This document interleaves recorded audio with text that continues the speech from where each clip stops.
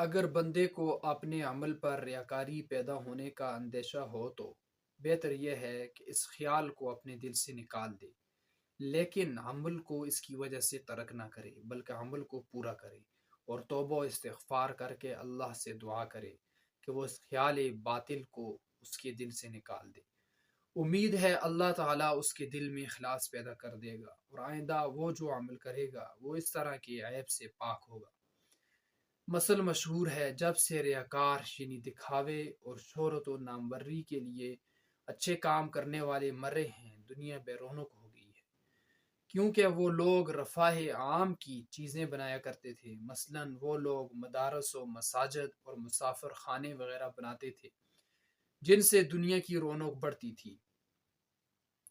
اور عام لوگ ان سے فائدہ بھی اٹھاتے تھے، گو کہ ان چیزوں میں ان کی ریاکاری اور شہرت طلبی کا جذبہ شامل ہوتا تھا، لیکن بسا اوقات کسی نیک مسلمان کے دل سے ان کے لیے دعائے خیر بھی نکل جاتی تھی جو ان کے حق میں فائدہ مند ثابت ہوتی تھی۔ جیسے کہ ایک شخص کے بارے میں مشہور ہے کہ اس نے عام فائدے کے لیے کوئی باغ، مسافر خانہ یا مسجد بنانے کے بارے میں سوچا، پتہ نہیں میرا یہ کام اللہ کے لیے ہے یا نہیں۔ پھر اس نے ایک دن خواب میں دیکھا کہ ایک بزرگ اس کے پاس ہے اور کہا، تیرا یہ کام اگرچہ خالص اللہ کی رضا کے لیے نہ تھا،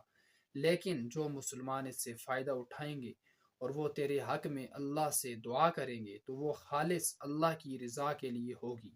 یہ سن کر وہ شخص خوش ہو گیا اور اس نے خوشی خوشی وہ کام کر دیا۔ بعض اہل علم کا خیال ہے کہ ایسے اعمال جو تمام مسلمانوں پر اللہ تعالیٰ کی طرف سے بطور فرض لازم ہیں، یعنی مثلا نماز، روزہ، حج، زکوٰۃ اور دیگر صدقات و خیرات وغیرہ، ان میں ریاکاری اور دکھاوا شامل ہونا ہی نہیں چاہیے، کیونکہ یہ سب پر فرض ہے۔ جو شخص ادا کر رہا ہے وہ اللہ کے حکم کی تعمیل کر رہا ہے، اور جو ادا نہیں کر رہا وہ مجرم و گنہگار ہے۔ اگر کوئی شخص فرائض کو اللہ کا حکم سمجھ کر اس کی رضا کے بجائے ریاکارانہ طور پر صرف لوگوں کو دکھانے کے لیے ادا کرتا ہے، ایسا شخص پکا منافق ہے۔ اور ایسے ہی لوگوں کے لیے باری تعالیٰ کا ارشاد ہے، ان المنافقین فی الدرک الاسفل من النار، منافق لوگ جہنم کی آگ کے سب سے نیچے والے گڑھے میں ڈالے جائیں گے، یعنی اس جگہ انہیں ڈالا جائے گا جہاں فرعون، حامان، نمرود، شداد اور قارون جیسے بڑے بڑے کافر ہوں گے۔ جہنم کے اس گڑھے کا نام حاویہ ہے۔